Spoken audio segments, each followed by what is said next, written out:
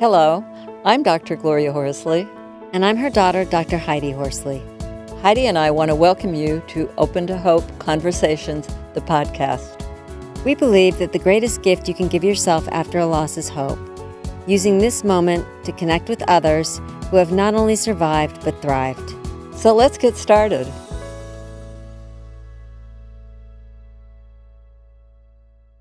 Welcome to the Open to Hope Show. I'm your host, Dr. Gloria Horsley, with my daughter and co-host, Dr. Heidi Horsley.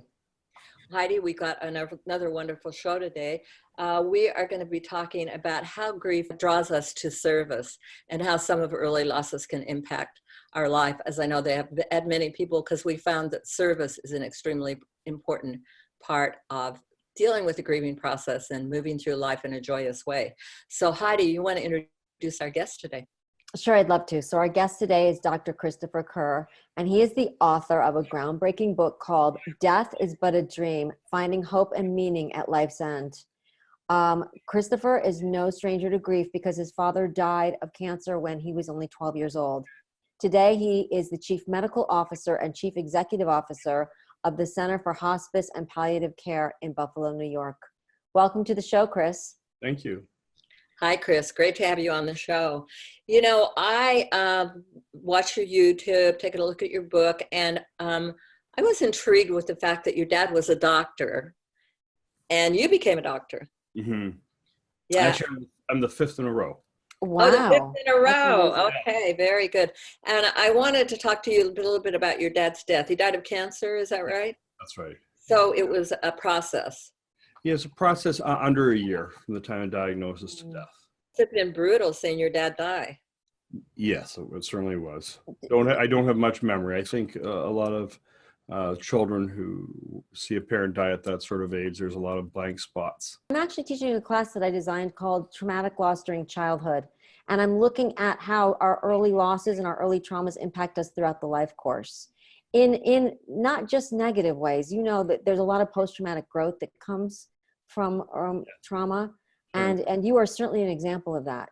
I think it is really incredible and important for everybody out there to know that your father has had a profound impact on the career trajectory you took, even though he isn't here. It was interesting. It was in writing the book that I realized the connectivity.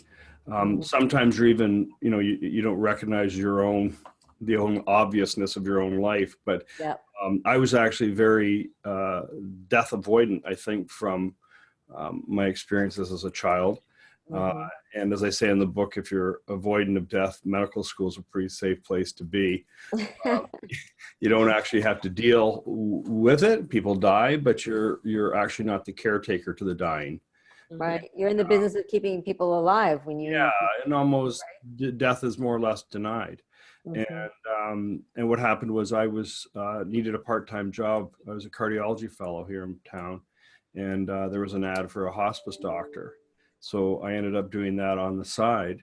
And when I started working with dying patients, I saw what I saw when my father was passing, which is that, he was having these very intense dream experiences, these subjective events in dying. And so it kind of went all full circle for me. But I really didn't put it together till I was writing the book. I didn't mention my father's death.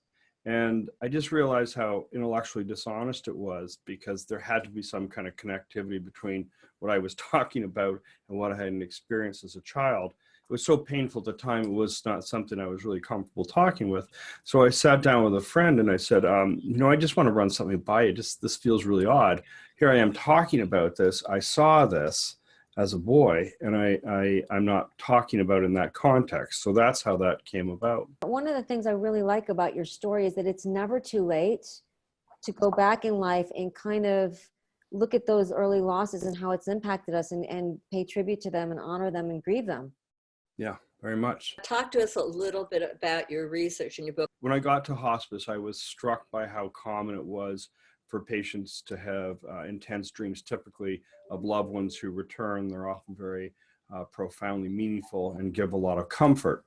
And everybody seemed to, who worked with the dying, seemed to recognize that this was a thing, and it even had prognostic meaning. So in other words, the frequency and intensity of these hastened forthcoming death. When I started looking at literature, there was a great deal in the humanities about this, but nothing in the medical literature. So the medical literature doesn't talk a lot about dying, particularly the experiences of dying. So I started to look at dying in terms of what it was, what was the subjective experience of actually going through this process. We did is we started to do a real evidence-based approach where we asked people every day up until death, what were these experiences leading up to the end? And many people we videoed. And then what we found was that there was a dramatic increase in frequency, and that these were described as more real than real. On a scale of 1 to 10, they were 10 out of 10, usually in a dream state. And the thing we most commonly heard is, I don't normally dream, or these were different, these were virtual or real. They were actual experiential to the folks who were describing them. And again, overwhelmingly comforting, and often of past meaningful events that they had. And they ended up providing this enormous sense of reassurance. And that was overwhelming. The majority of patients were having these experiences right up until the end.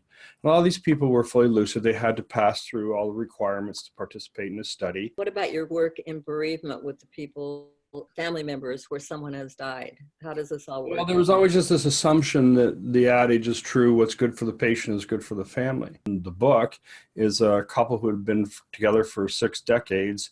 They lost a child at stillbirth, and the husband's looking down on his life's partner, and she's cradling the baby and referring to him by name.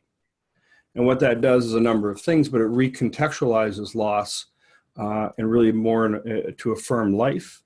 And it also creates this connectivity between and across lives, that what's been loved and cherished isn't really gone.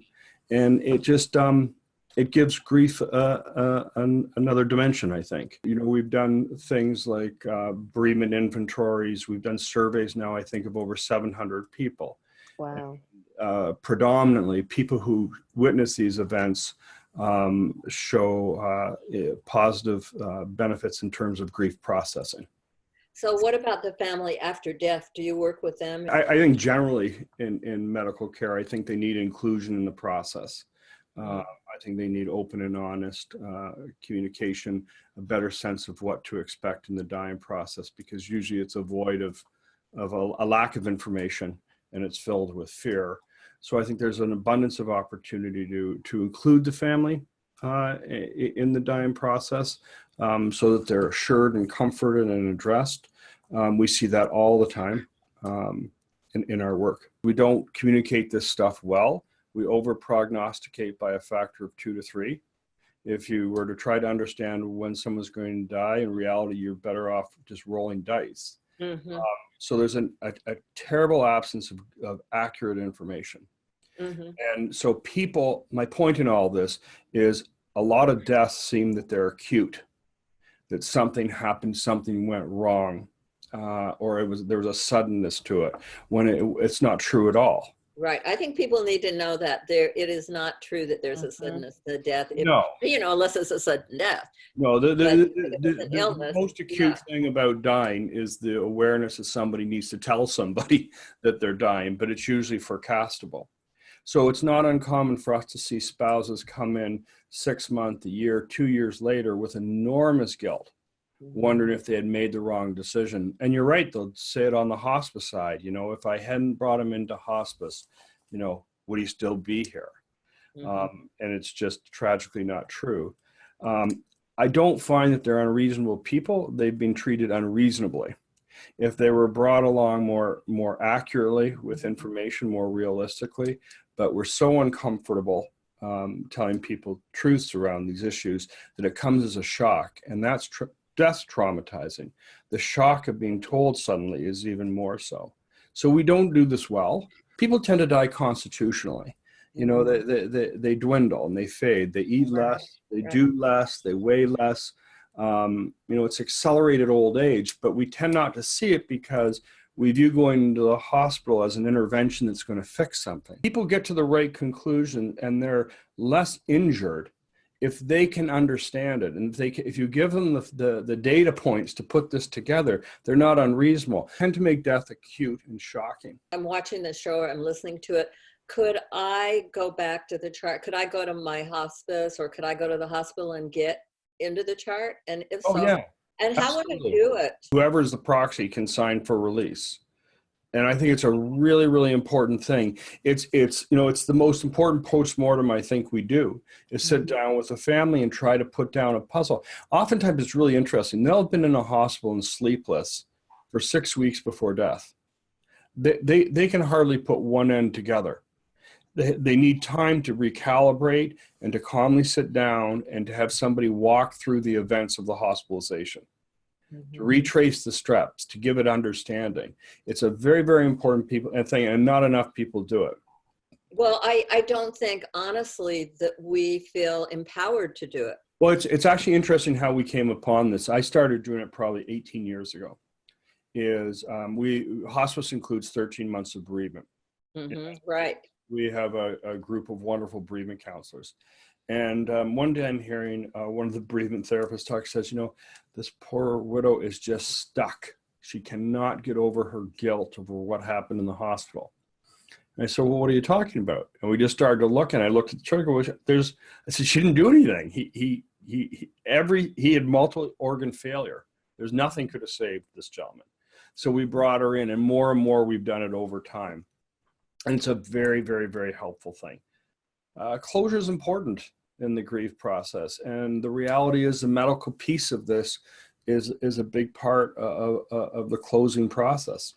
And I would think that after the death, people would be more open to really looking at the reality of how somebody deteriorated over time.